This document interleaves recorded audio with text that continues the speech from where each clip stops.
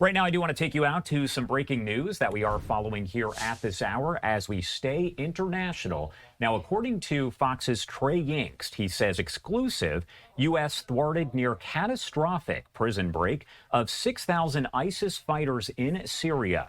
U.S. intelligence officials describe a multi-agency effort that was overseen by Tulsi Gabbard to keep hardened terrorists from returning to the battlefield. Again, this information all coming in. So what I'm going to do is bring you kind of the latest that we're getting from Trey and officials there over at Fox News. Now, they say this was the kind of prison break officials say could have changed the region and perhaps even the world overnight.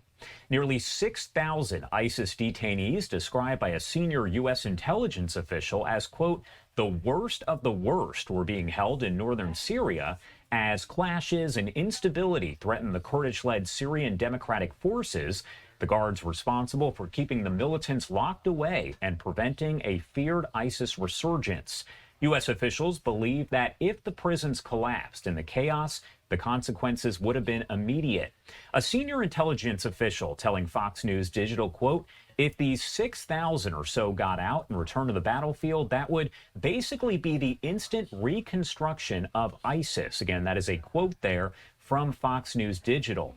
In an exclusive interview, the official walked Fox News Digital step by step through the behind-the-scenes operation that moved thousands of ISIS detainees out of Syria and into Iraqi custody, describing a multi-agency scramble that unfolded over weeks with intelligence warnings, rapid diplomacy, and a swift military lift.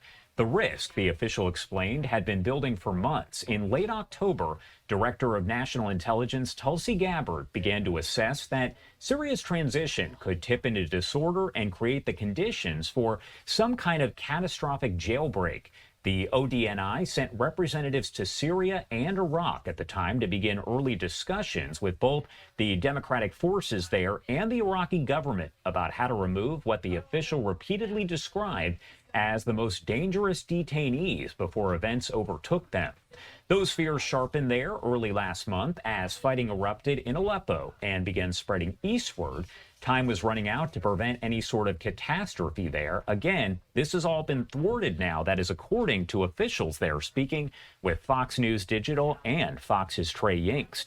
As we get additional information on that, it's possible that President Trump could speak about that at his Board of Peace meeting, or at least be asked about it as that gets underway in just about 14 minutes. We'll keep you updated here on Live Now from Fox.